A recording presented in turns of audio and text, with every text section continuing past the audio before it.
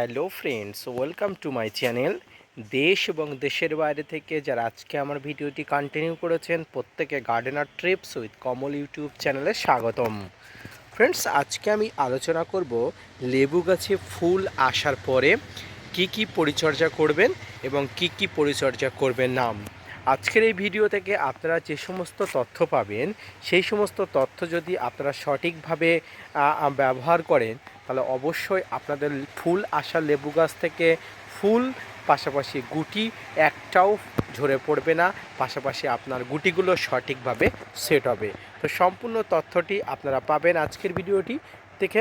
ভিডিওটি না টেনে কন্টিনিউ করবেন তাহলে অবশ্যই ছাদ বাগানের লেবু গাছের গুটি ঝরে পড়া বা ফুল ঝরে পড়া সম্পূর্ণ কীভাবে রোধ করবেন সেটি আপনারা আজকের ভিডিও থেকে বুঝতে পারবেন। তো আপনারা দেখছেন আপনাদের প্রিয় YouTube channel gardener trips with কমল।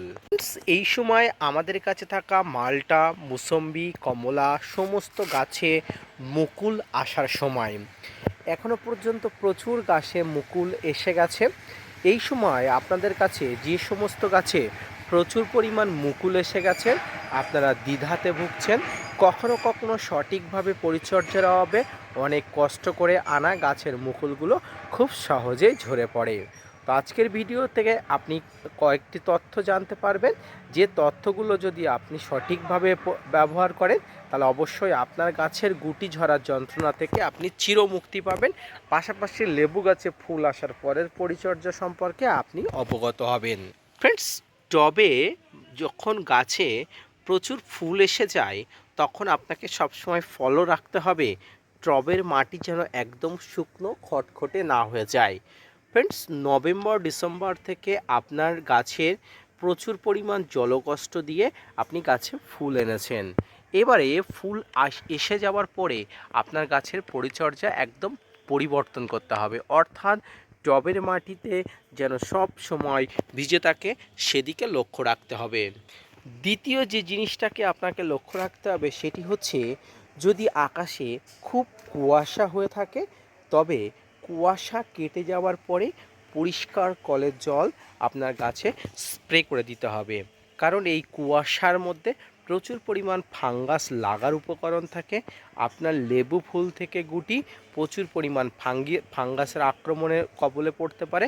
তাই কুয়াশা কেটে যাবার পরে একটু বেলা হয়ে যাবার পরে আপনি প্রচুর পরিমাণ পরিষ্কার কলের জল বা ঠান্ডা কলের জল দিয়ে আপনি গাছগুলোকে ধুয়ে দেবেন বা স্নান করিয়ে দেবেন। ফুলের কুড়ি আসা থেকে গুটি ধরা পর্যন্ত নিয়ম করে 7 থেকে 10 দিন বাদে বাদে ফাঙ্গিসাইড ও কীটনাশক স্প্রে করতে হবে। এক্ষেত্রে যখনই আপনি ফাঙ্গিসাইড স্প্রে করবেন তার 2-3 দিন বাদে বাদে কীটনাশক স্প্রে করবেন। একসঙ্গে কখনোই ফাঙ্গিসাইড এবং কীটনাশক স্প্রে করবেন না। স্প্রে করবেন সবসময় ফাঙ্গিসাইড এবং কীটনাশকের ডোজ দেখে দেখে। এক্ষেত্রে ফাঙ্গিসাইড হিসাবে যদি আপনি সার্ফ ব্যবহার করেন তাহলে 1 গ্রাম 1 লিটার জলে, ও কীটনাশক হিসাবে যদি আপনি কাকা ব্যবহার করেন তাহলে দু গ্রাম আপনি বা 2 ml আপনি 1 লিটার জলে গুলে স্প্রে করবেন। পাশাপাশি যদি আপনি অন্য কোনো গ্রুপের কীটনাশক ব্যবহার করতে চান অবশ্যই প্যাকেটের গায়ে বা বোতলের গায়ে আপনি ব্যবহার বিধি এবং পরিমাণ অবশ্যই জেনে নিয়ে ব্যবহার করবেন। চতুর্থ যেটি করতে হবে আপনাকে, সারাদিনের সর্বোচ্চ পরিমাণ রৌদ্র আপনার গাছগুলোকে লাগাতে হবে। ফ্রেন্ডস, গাছগুলো এমন একটি জায়গায় রাখতে হবে যে জায়গায় দিনের সর্বোচ্চ পরিমাণ রৌদ্র আপনার গাছগুলোতে লাগে। কারণ এটি একটি ফলের গাছ, সূর্য থেকে প্রচুর এনার্জির প্রয়োজন হয়, আর এই এনার্জি সেটি পায় সূর্যের আলো থেকে। তাই আপনার গাছগুলো যাতে প্রচুর পরিমাণ এনার্জি পায় এবং সূর্য থেকে যেটি পর্যাপ্ত পরিমাণ নিতে পায় সেদিকে অবশ্যই আপনাকে লক্ষ্য রাখতে হবে। পঞ্চম যে জিনিসটা আপনাকে করতে হবে সেটি হচ্ছে, এতদিন গাছ ডরমেন্সিতে ছিল তাই কোনো তরল বা কোনো সার আপনারা গাছকে দেননি। এই সময় আপনাকে যেটা দিতে হবে সেটি হচ্ছে এসএসপি বা সিঙ্গল সুপার ফসফেট। কতটা দেবেন? 2 গ্রাম 1 লিটার জলে গুলে 15 থেকে 20 দিন গ্যাপে গ্যাপে গাছের গোড়ায় দেওয়া যেতে পারে। এছাড়া এনপিকে 0050 বা sulphate of potash 2 gram 1 litre জলে গুলে গাছের গোড়াতেও দিতে পারেন বা স্প্রে করতে পারেন। সেক্ষেত্রে আপনাদের দুটো ক্ষেত্রেই উভয়ই কাজ হবে। তাই এটি মাসে একবার করলেই যথেষ্ট এবং গাছের জন্য উপযুক্ত বা পর্যাপ্ত।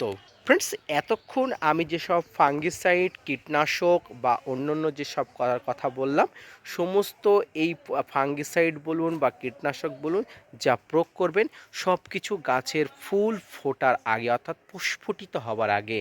ফুল প্রস্ফুটিত হয়ে গেলে কোনো ধরনের বিষাক্ত ফাঙ্গিসাইড বা কীটনাশক ব্যবহার করবেন না, কারণ এখানে কিছু পরিমাণ উপকারী পতঙ্গ আসে।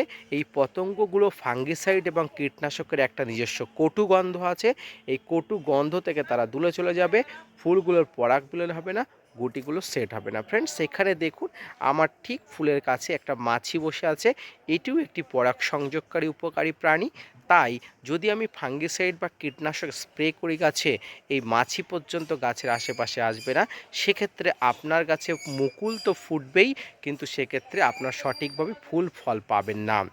তো এই পদ্ধতিগুলো ফুল আসার পরে যদি আপনি সঠিকভাবে স্টেপ বাই স্টেপ মেনে চলেন, গাছের গোড়ায় জলের পরিমাণ থেকে ঠিক করে কীটনাশক, ফাঙ্গিসাইড এবং সামগ্রিক দিক যদি আপনি সঠিকভাবে মেনে চলেন, তাহলে অবশ্যই আপনার গাছের গুটি ঝরবে না, মুকুল ঝরবে না।